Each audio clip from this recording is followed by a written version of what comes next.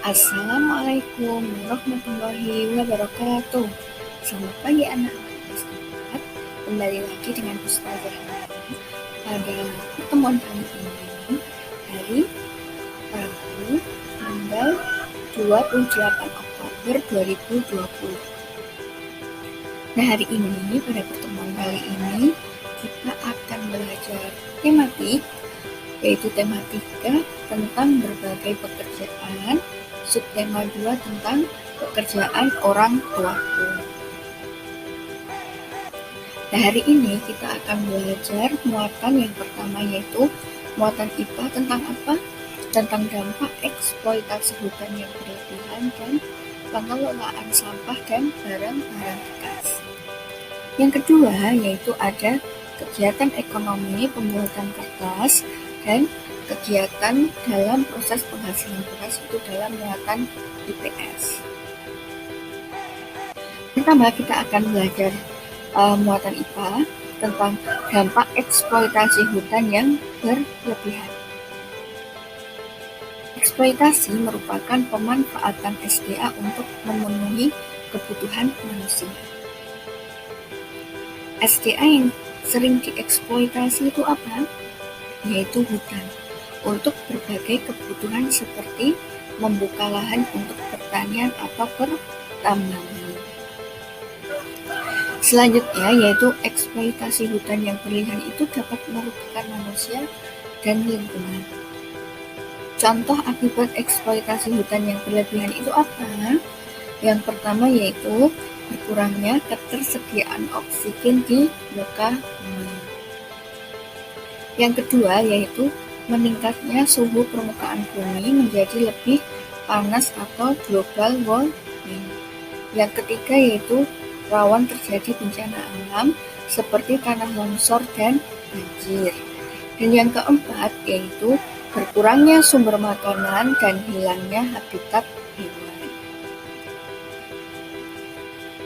Selanjutnya masih di muatan IPA, yaitu tentang pengelolaan sampah dan barang-barang bekas. Barang-barang bekas dan sampah dapat diolah dengan cara 4R, yaitu reuse, reduce, recycle, dan replace. Peran 4R bertujuan untuk mengurangi barang-barang bekas dan sampah dari aktivitas manusia. Nah, di sini ada contoh pengelolaan 4R barang-barang bekas dan sampah.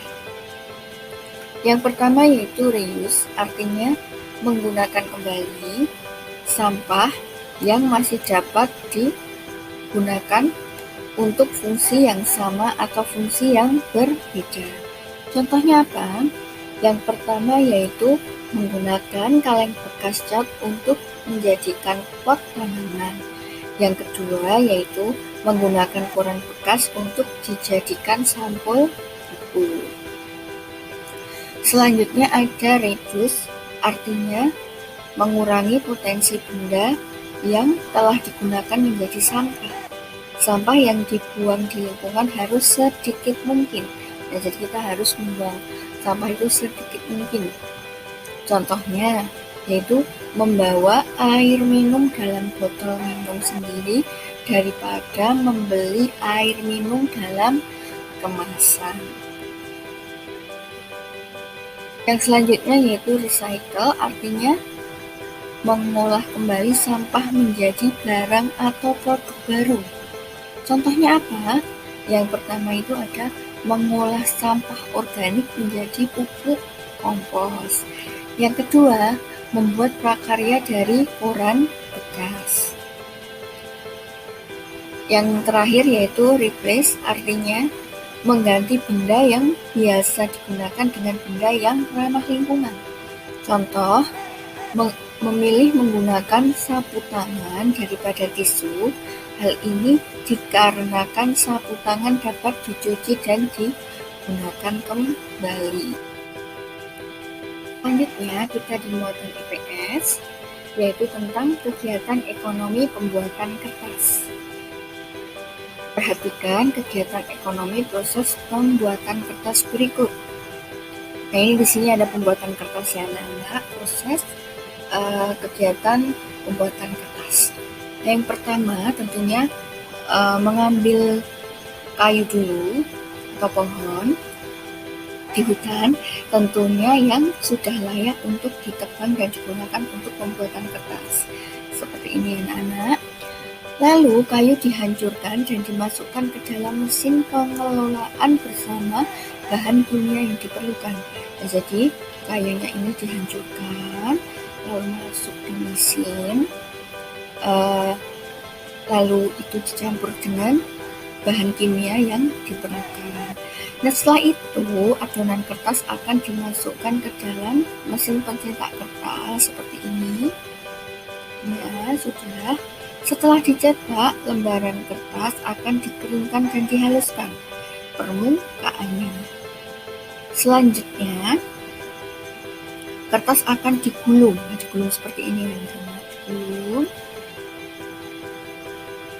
Sudah digulung. Nah, kertas yang sudah digulung inilah yang diolah menjadi kertas lembaran dan buku. Nanti ini akan dicetak menjadi kertas lembaran dan juga buku. Nah, tadi kegiatan ekonomi proses pembuatan kertas. Jadi bisa juga ini kayu, pohon, lalu dimasukkan di dalam mesin, itu termasuk produksi. Percetakan buku itu juga masuk di produksi. Lalu nanti kalau sudah jadi kertas, nanti akan dibawa ke toko atau ke tempat penjualan buku. Nah, itu disebut distribusi, nanti lalu digunakan oleh anak-anak, oleh dunia, oleh orang lain. Itu namanya konsumsi, atau nanti barang akan sampai pada konsumen. Pelaku dalam konsumsi itu namanya konsumen.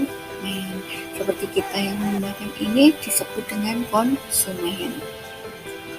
Selanjutnya masih di muatan IPS, itu tentang kegiatan ekonomi dalam proses menghasilkan beras.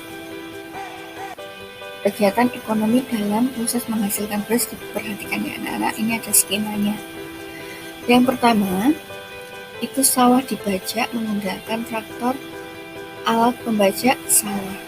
Sawah lalu ditanam padi. Setelah ditanam padi dipanen oleh petani jika sudah siap untuk dipanen. Lalu setelah dipanen, petani menjemur padi, kemudian menggiling padi menjadi beras. Lalu beras dikirim ke pedagang ke berbagai wilayah, lalu menjualnya di pasar. Nah, ini nasi siap dikonsumsi oleh konsumen. Nah, ini skema satu sawah yang dibajak, sawah ditanami tanaman padi, dan padi dipanen oleh petani.